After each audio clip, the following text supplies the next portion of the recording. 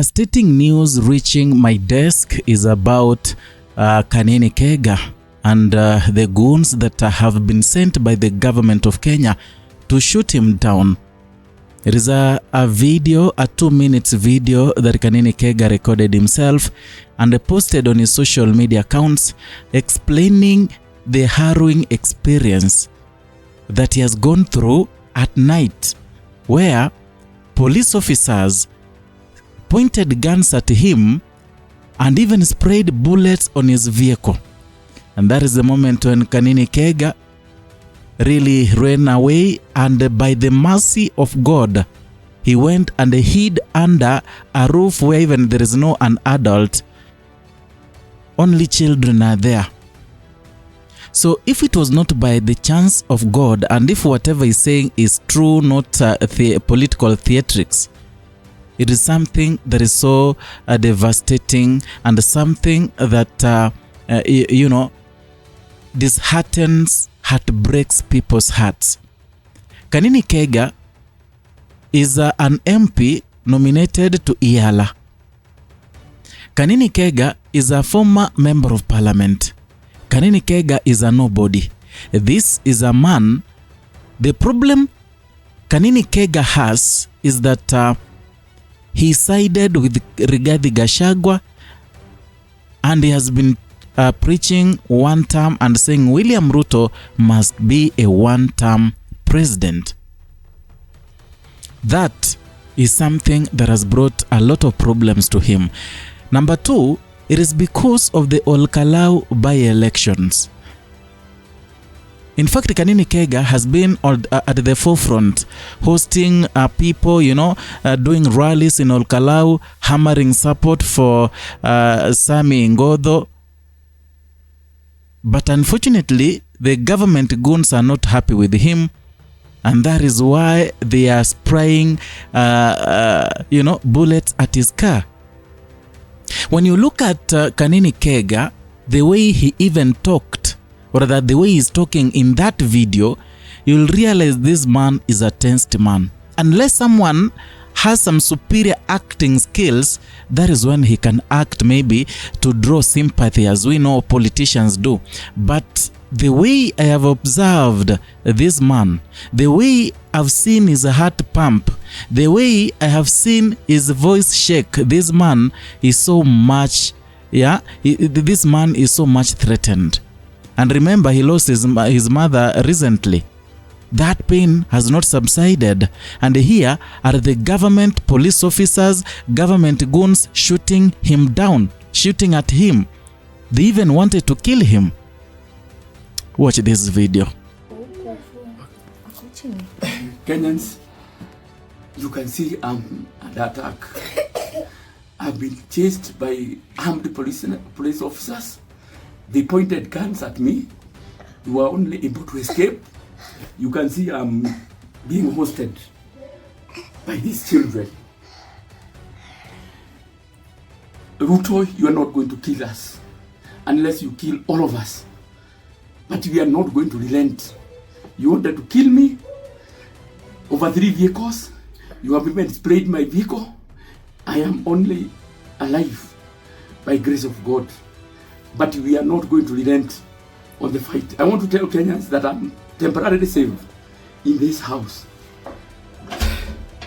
Andå nyumba ndimwire thie ndire ndona maundu tamaria ndona muthenya wa umuthi ikuragwo nguragwo ni andu mena micinga na ni borithi ngari 3 igutuhingiririe kuma tukiuma Karau ndire no ya gukanya hururu ona tumoro hau Karau town andu acio maruta micinga manyonia micinga niho njirire ndiki ndereba wakwa ndamwira ino ni mikura ni andu marenda gutuhingiriria ndikienda njira ahanyuka tuhanyuka biu twamatiga ona Ngai ni mwega tondu magutuonereirie micinga ona ni kwenda nianga mucinga waga kurathuka munyaka twoka guku nginya guku ndi na thingwanira njuge ndi guku njororoko to ni kuo ndi na aya ni andu aria mandeithia andu a nyumba mahingurira guku ndaingira guku kwao ni guku kwao ndi no muone ni guku kwao ndi nao mafuata ngari aria iri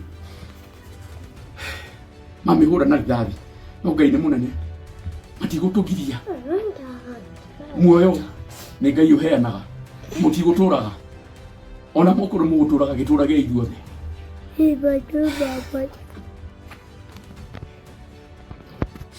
I'm saying this with a heavy heart because it shows us that Kenya is going to the dogs. When a member of parliament is being chased like a stray dog, his vehicle sprayed with bullets, with police officers pointing guns at him,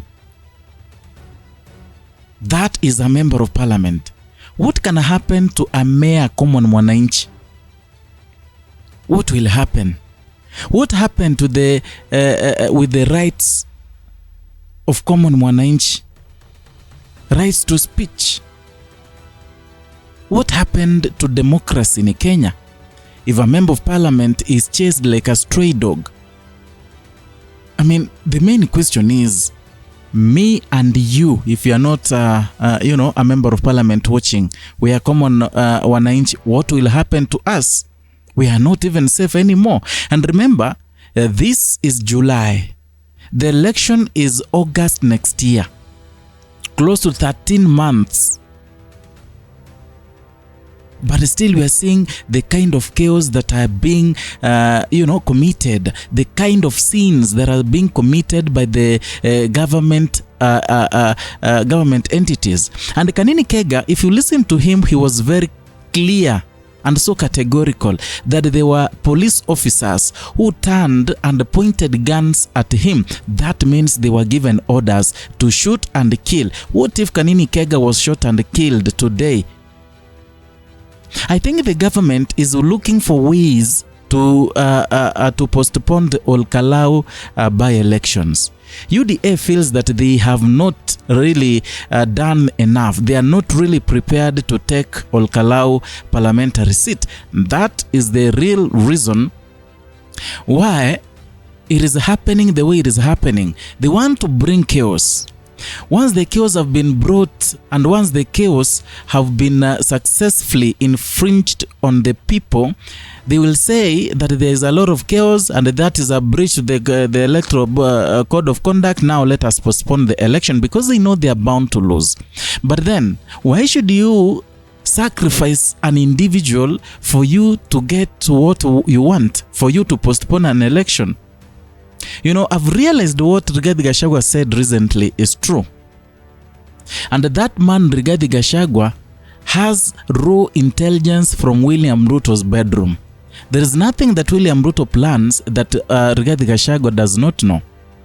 I think the time he worked with William Ruto in government, that man extended an olive hand to many, an olive oil to many people, including those in opposition, because at some point he said even those in opposition and those in government, they equally give him raw intelligence from the State House.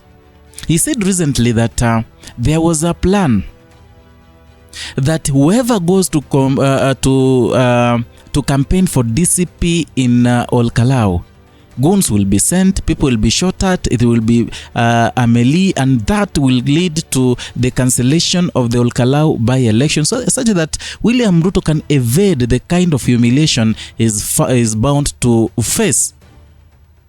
He said that, and even said that is the reason why he warned the Murang'a governor Irungu Kangata, saying that if he tries to go to Olkalau, they will unleash mayhem, they will beat people using goons and police officers who have been recruited to become goons, they will beat the people, and the IEBC will declare the Olkalau by-election postponed, cancelled, or even the members of those who are contesting may be disqualified. So from what has happened today to Kanini Kega and what Rigathi Gachagua said, there is a lot of comparison and similarity.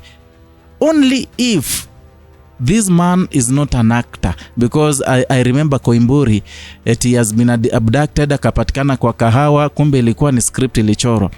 I pray so much this should not be a script, because if it is, then even Kenyans will lose the trust they have in some of these opposition leaders. And again, if it is true, these police officers were spraying bullets at his car, at his motorcade, then there is a big issue with Kenya. Therefore, towards 2027, things are not gonna be okay anymore. Even Kenyans, we are not gonna be safe. There will be war. Because right now, people are not blind anymore. We have the Gen Zs. We have the bright Gen Zs who learned in school because of the free education during the time of Mwai Kibaki. People are well educated. That is why recently we had a young Gen Z who made his IEBC portal that was even much better than that of the government, and said how they can track each and every vote. And I'm telling you, in 2027 there is no stealing of votes, and if it will be, if there will be, it will be through intimidation, not coercion. It will be through chaos, intimidation, and the use of goons. And that will bring Kenya into a war zone. It will make Kenya be bad. In fact, it will be worse than Haiti. I don't know what you think. Do you think this is a script that Rigathi Gachagua and Kanini Kega are drawing, or it is because it is real and William Ruto wants to take a revenge in Olkalau and make sure that election is postponed? Write your comment down there in the comment section. Let us talk, let us discuss. Perhaps we can form a basis of whatever we're going to talk about in the next video. So if you are new here, consider subscribing, liking and sharing our content.